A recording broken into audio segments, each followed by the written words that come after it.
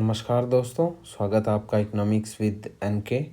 आज हम करने जा रहे हैं हमारी क्लास नंबर 4, जिसमें हम कुछ और इम्पोर्टेंट टर्मिनोलॉजी करेंगे रिगार्डिंग जीडीपी, रिगार्डिंग टैक्सेशन, और हम बजट को जानने की कोशिश भी इसी क्लास में करने का प्रयास करेंगे। ठीक है, तो हम स्टार्ट कर रहे हैं क्लास नंबर 4।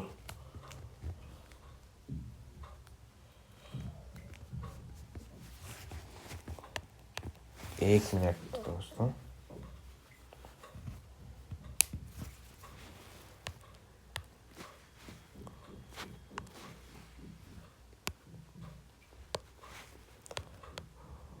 क्लास नंबर 4, ठीक है। तो हमने कर लिया था जीडीपी, कर लिया था एमपीसी, कर ली थी हमने फिजिकल पॉलिसी, थोड़ा सा देख ली थी, ठीक है, किस तरीके से होती है। और उसके बाद कार्बन क्रेडिट देख लिया था हमने, ग्रीन जीडीपी भी देख लिया था। अब हम करने जा रहे हैं एक और टर्मिनोलॉजी है, कार्बन टैक्स। शायद ये लास्ट क्लास में हमने नहीं किया था। कार्बन टैक्स, कार्बन टैक्स क्या होता है कि जो प्रोडक्ट की कॉस्ट होती है, प्रोडक्ट कॉस्ट, उसमें उस प्रोडक्ट को बनाने के दौरान जो भी इन्वायरमेंट को नुकसान हुआ है, ठीक है, इन्वायरमेंट की मॉनेटरी वैल्यू या कॉस्ट को जोड़ दिया जाता है। ठीक है, रिसेंटली ईयू ने बोला कि इंडियन प्रोडक्ट में ग्रीन प्रोडक्ट नहीं है तो हम कार्बन टैक्स लगाएंगे। कार्बन टैक्स लगाने का मतलब कि उनमें इन्वायरमेंट कॉस्ट जोड़ दी जाएगी। जैसे प्रोडक्ट की कॉस्ट थी 20 रुपये मान लीजिए, ठीक है, और इन्वायरमेंट को लॉस हुआ 4 रुपये, तो ये भी हम इन्वायरमेंट कॉस्ट भी ऐड कर देंगे और हमारा प्रोडक्ट हो गया 24 रुपीज़ का कार्बन टैक्स के बाद। तो ईयू ने ये बोला था इंडियन प्रोडक्ट के रिगार्डिंग, तो उससे क्या ईयू मार्केट में इंडियन प्रोडक्ट महंगे हो जाएंगे।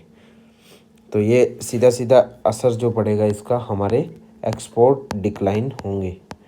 ठीक है, तो कार्बन टैक्स जो ग्रीन प्रोडक्ट होते हैं उन पे मोस्टली लगाया जाता है, जिन प्रोडक्ट में को ग्रीन करना हो या इन्वायरमेंट कॉस्ट जिन प्रोडक्ट की हैवी हो, ठीक है, ताकि इन्वायरमेंट को बैलेंस रखा जा सके। तो ये मोस्टली सिन प्रोडक्ट जैसे पेट्रोलियम प्रोडक्ट्स रहते हैं उनको डीमोरलाइज करने के लिए, ताकि उनकी वैल्यू कम हो, लोग उनको कम खरीदें और लोग ज़्यादा जाएं ग्रीन प्रोडक्ट की ओर। ओके, तो इसके बाद हम ये तो सब चीज़ें हमारी हो ही चुकी है अप्रोक्सीमेट। अब हम चलते हैं ग्रॉस कैपिटल फॉर्मेशन पे। Next terminology, gross capital formation. Gross capital formation, ठीक है, ये होता है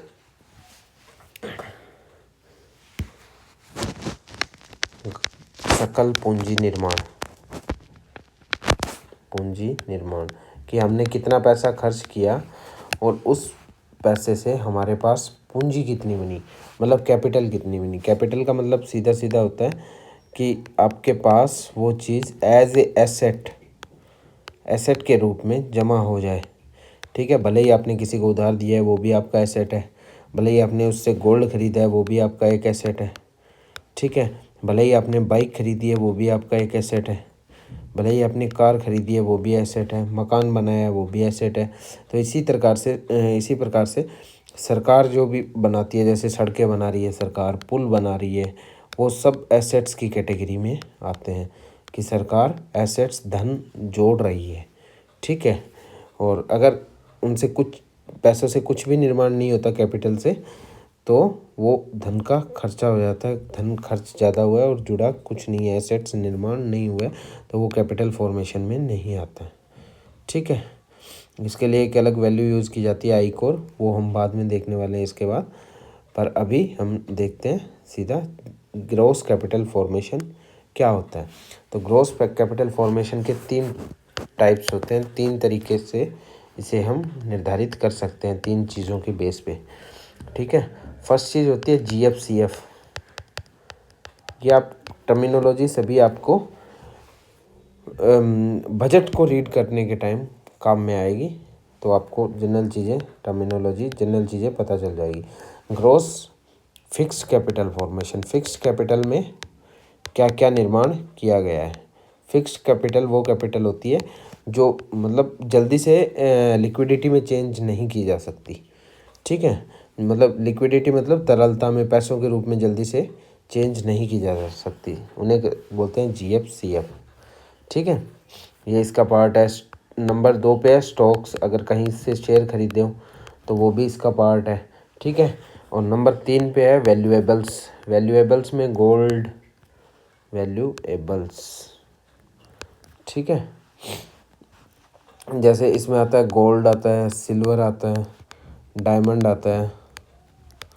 ये ऐसी चीज़ जो इजीली चेंज की जा सकती हो लिक्विडिटी में। ये दोनों ही स्टॉक्स और वैल्यूएबल्स दोनों ही लिक्विडिटी में आसानी से, तरलता में, कि आपने तुरंत ऑन द स्टैंड इनको बेचा और पैसे उसे कन्वर्ट करवा लिया, इनको सेल से आपने लिक्विडिटी में कन्वर्ट कर लिया। सेकेंडरी मोड में ये रहते हैं। सबसे पहले तो कैश ही रहता है हाथ में, कि वो सबसे ज़्यादा हाईली लिक्विड होता है। उसके बाद में वैल्यूएबल्स रहते हैं और उसके बाद में स्टॉक्स रहते हैं, कि कहीं पे आपका शेयर है। ठीक है, तो वो आपने बेच दिया। जबकि ग्रॉस फिक्स कैपिटल फॉर्मेशन में ऐसी कैपिटल रहती है, ऐसे एसेट्स रहते हैं जो मतलब लिक्विडिटी में चेंज होने में थोड़ा टाइम लेते हैं, जो बाउंडेड होते हैं।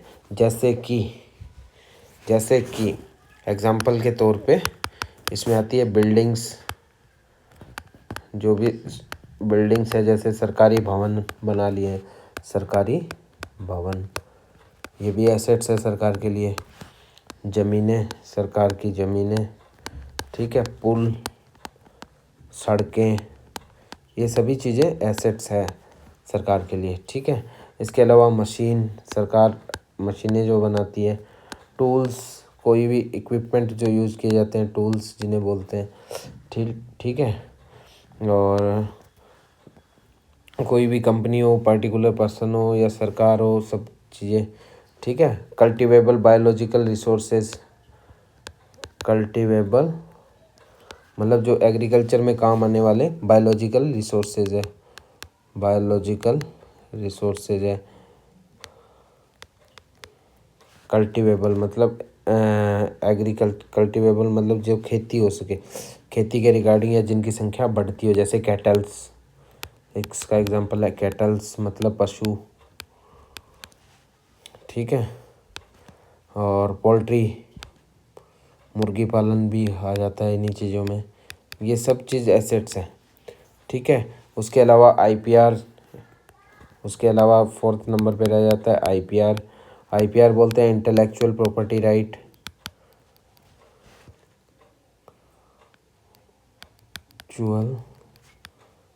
प्रॉपर्टी राइट,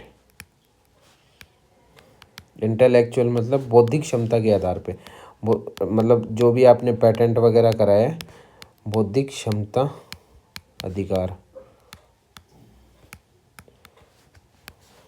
ठीक है, इंटेलेक्चुअल प्रॉपर्टी राइट, ये सब चीज़ें इसका पार्ट है। जैसे IPR में चीज़ें आ जाती है, सॉफ्टवेयर आ जाता है, लेबोरेटरीज आ जाती है, ब्रांड्स आ जाता है, जैसे भारत गैस।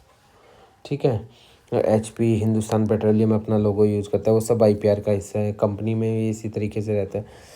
तो ये चीज़ें हो जाती है सब ग्रोस कैपिटल फॉर्मेशन में, इन्हें बोलते हैं ग्रोस कैपिटल फॉर्मेशन में।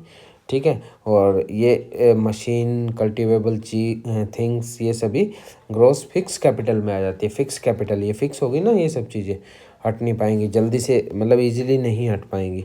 ये सारी चीज़ें फिक्स हो चुकी है। ठीक है, तो इन्हें बोलते हैं ग्रोस फिक्स कैपिटल फॉर्मेशन। ठीक है, अब हम देखने जा रहे हैं i-core.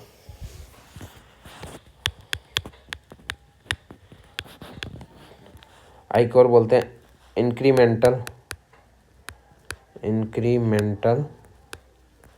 Capital output ratio. Capital output ratio, ये सिर्फ इतना देखने का काम होता है कि जो आपने कैपिटल इन्वेस्ट की है, मतलब जो कैपिटल इन्वेस्ट हुई है, कैपिटल तो सभी समझते होंगे, जो पूंजी होती है, जो पूंजी आपने इन्वेस्ट की है। ठीक है, उसका क्या आउटपुट रेशियो है, क्या आउटपुट रेशियो है पूंजी निर्माण में हेतु, पूंजी निर्माण हेतु पूंजी अनुपात क्या है। ठीक है, क्या आउटपुट रेशियो निकल के आता है। तो इसकी जो हम वैल्यू निकालते हैं तो वो होती है, इसे रिप्रेजेंट किया जाता है आई core value inversely proportional equal to 1 capital. ठीक है, यानी आई कोर का इन्वर्स रिलेशन होता है, उल्टा रिलेशन होता है हमेशा ही कैपिटल से। ठीक है, यानी कैपिटल बढ़ेगी तो आई कोर की वैल्यू कम होगी, और जितना आई कोर की वैल्यू कम होती है उतने ही कैपिटल ज़्यादा होती है। और अगर आई कोर की वैल्यू ज़्यादा आ रही है, आई कोर की वैल्यू अगर आई कोर ज़्यादा है तो मतलब आपकी कैपिटल जो है, पूंजी निर्माण जो है वो उस लेवल से नहीं हो पा रहा है। ठीक है, पूंजी निर्माण कम हो पा रहा है। ठीक है, इसे ही बोलते हैं ICOR capital output ratio. तो आपको मेनली ये चीज़ याद रखनी है, आई कोर की वैल्यू ज़्यादा, कैपिटल फॉर्मेशन कम। ठीक है, अब आ जाता है role of saving and investment. Investment का क्या रोल है। ठीक है, तो ये चीज़ें भी हमारे थोड़ी काम की है, ताकि हम role of saving and investment, saving and investment. ठीक है, सेविंग यानी बचत व इन्वेस्टमेंट होता है पूंजी व्यय, व्यय तो नहीं बोल सकते, इन्वेस्टमेंट को हिंदी में देख लीजिए थोड़ा सा इसे, बचत का और इन्वेस्टमेंट का क्या रोल है। ठीक है, तो अब हम थोड़ा सा डायग्राम बना लेते हैं। ये हमने बनाया डायग्राम। ठीक है,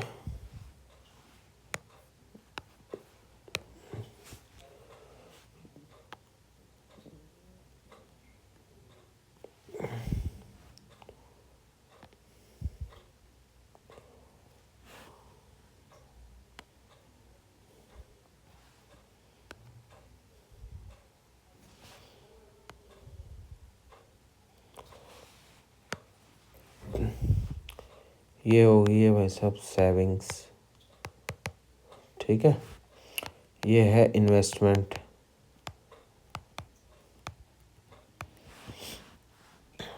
और ये है कैपिटल फॉर्मेशन।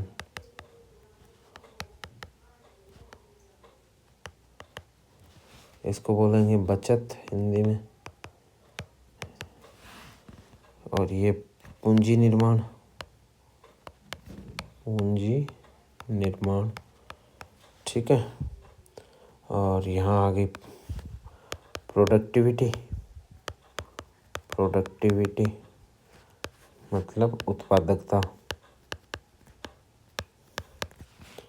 और यहाँ पे इनकम।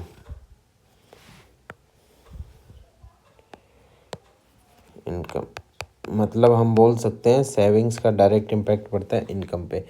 अगर सेविंग्स जो है वो ज़्यादा होगी, सेविंग्स ज़्यादा होगी तो इन्वेस्टमेंट कम होती जाएगी। ठीक है, लोग बचत खातों में ज़्यादा पैसा सेव कर रहे हैं, और तो इन्वेस्टमेंट जो है वो कम होगी, इन्वेस्टमेंट कम होती जाएगी, और इन्वेस्टमेंट कम होगी तो कैपिटल फॉर्मेशन कम होगा, पूंजी का निर्माण कम होगा।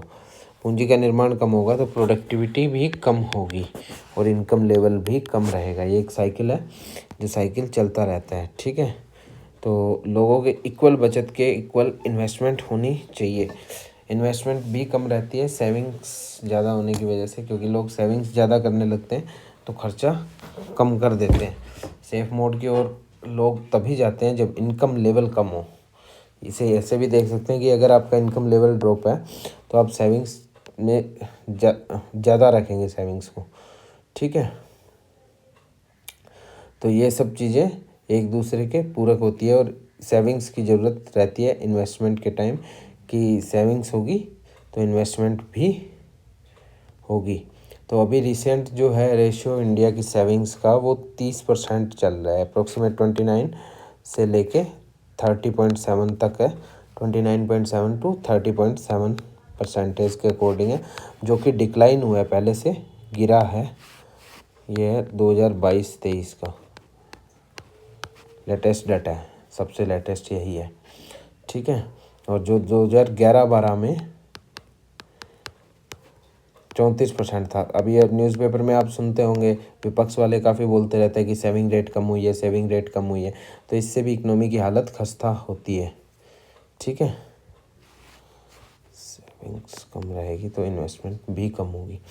और इन्वेस्टमेंट का जो डेटा है ये है 31 टू 32%। अब आप बोलेंगे कि सेविंग्स कम है फिर इन्वेस्टमेंट ज़्यादा कहाँ से आई, तो एफडीआई भी इसी में इन्वेस्टमेंट में डायरेक्ट कैलकुलेट होता है, ठीक है। ये बाहर से आने वाली इन्वेस्टमेंट है और ये है इंडियंस जो यहाँ सेविंग खातों में जितना बचाते हैं उतना इन्वेस्टमेंट होता है, ठीक है।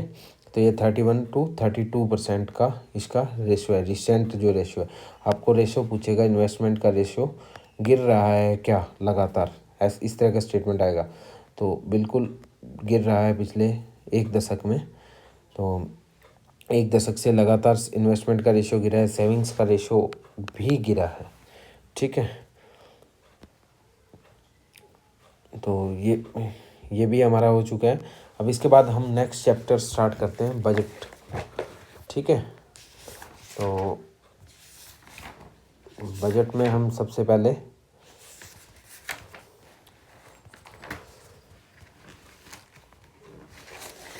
देखते हैं कि होता क्या है बजट। तो नेक्स्ट चैप्टर स्टार्ट करते हैं, public finance, public finance,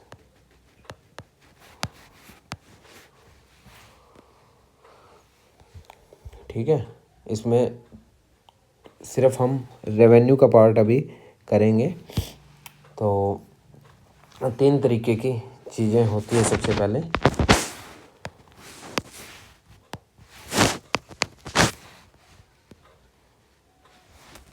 receipt, प्राप्तियाँ, government receipt बोल देते हैं, ठीक है। गवर्नमेंट एक्सपेंडिचर,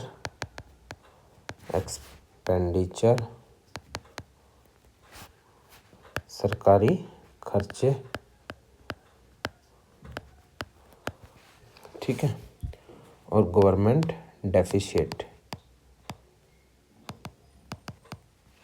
सरकारी घाटे, ठीक है।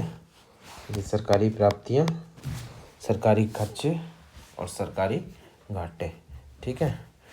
तो रिसिप्ट जो होती है, 2 तरीके की रिसिप्ट्स होती है। सबसे पहले रिसिप्ट ही करते हैं हम। 2 तरीके की रिसिप्ट होती है, एक तो होती है रेवेन्यू रिसिप्ट, एक होती है कैपिटल रिसिप्ट,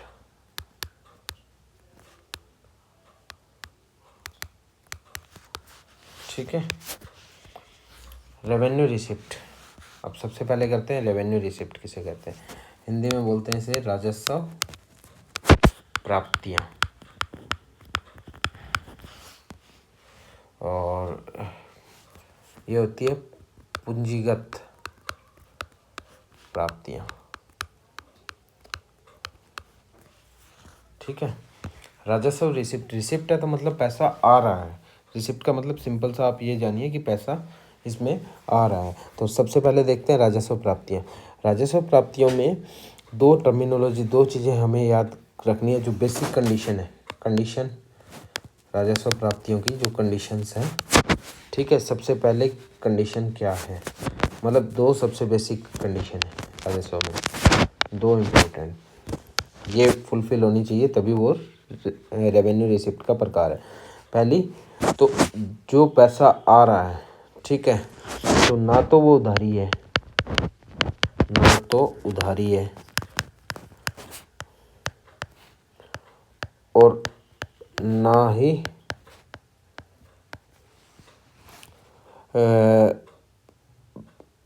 एसेट जो है बेच के पैसा आ रहा है। मतलब कि ना तो उधारी है और ना ही धन बेच कर आ रहा है।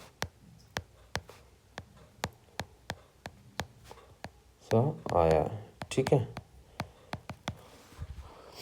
कि ना तो वो लाइबिलिटी है, उधारी को बोलते हैं लाइबिलिटी, ठीक है, लाइबिलिटी, कि ना तो ये लाइबिलिटी है हमारी, और ना ही एसेट जो है वो हमारा बिका है, ना ही एसेट नीचे गया है, एसेट कम हुआ है, ठीक है। तो पहली चीज़ तो ये लाइबिलिटी भी नहीं है, और दूसरी चीज़ ये कि ये एसेट भी हमारा ख़त्म इससे नहीं हुआ है, ठीक है। तो इस तरह के किस प्रकार से धन आता है सरकार के पास, तो इस तरह से आता है टैक्स, जो सरकार टैक्स वसूल करती है। इसमें दोनों तरीके के टैक्स आते हैं, इनडायरेक्ट भी, ठीक है, और डायरेक्ट भी।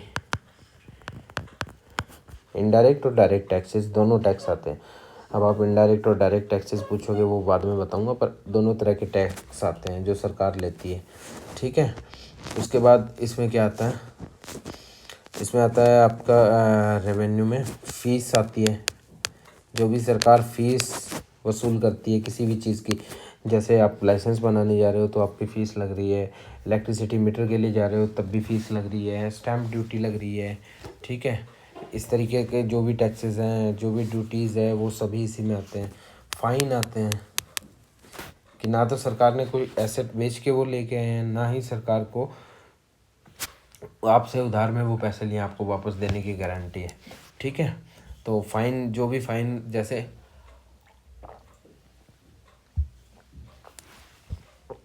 आपने रेड लाइट जंप कर दी है तो आपका चालान हो गया बाइक का, वो भी एक तरीके का फ़ाइन है। इलेक्ट्रिसिटी चोरी करते हुए आप पकड़े गए, वो भी एक तरीके का फ़ाइन है, ठीक है।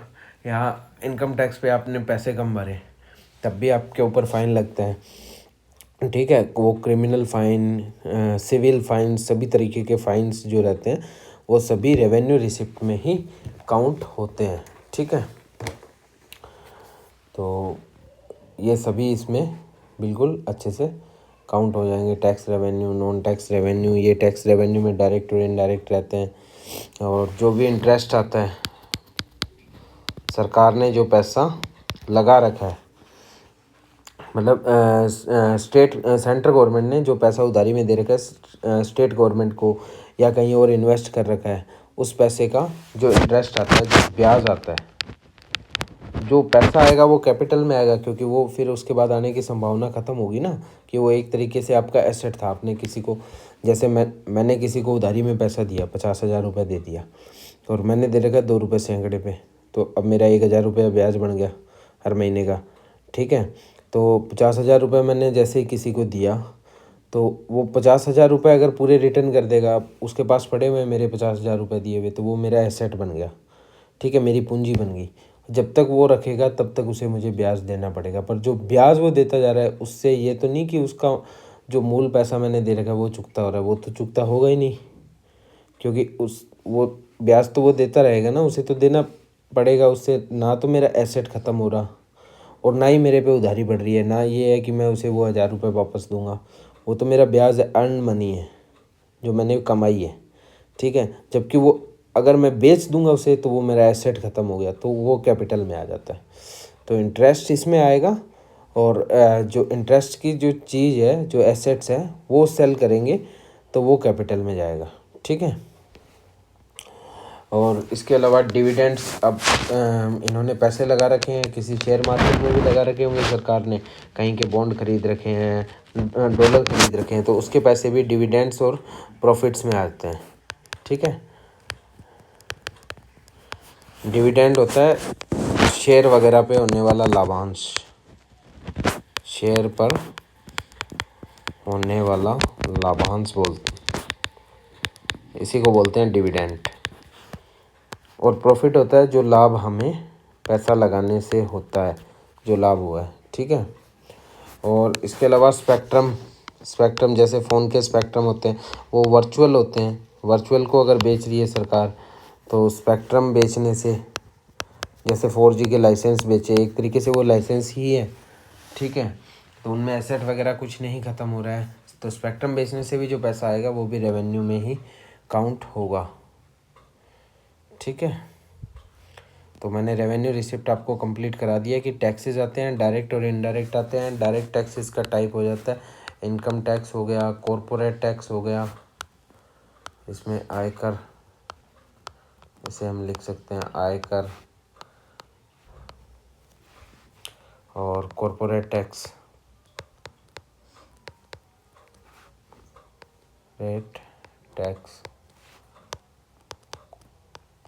कॉरपोरेट जो बड़ी कंपनीज होती है उन पे लगने वाला कर ये सीधा कंपनी में लगता है, ठीक है। इनडायरेक्ट टैक्सेस में GST हो गया इनडायरेक्ट का एग्जांपल, ठीक है। सेसेस और सरचार्ज हो गए, पर्टिकुलर काम के लिए जो लगते हैं वो भी इनडायरेक्ट टैक्सेस के टाइप है, ठीक है। तो इस तरीके के टैक्सेस जो भी लगते हैं वो भी रेवेन्यू रिसिप्ट का ही प्रकार है एक तरीके से। तो हमारा हो चुका है ये रेवेन्यू रिसिप्ट। अब हमें करना है कैपिटल रिसिप्ट। हम सेकंड टर्मिनोलॉजी करते हैं कैपिटल रिसिप्ट।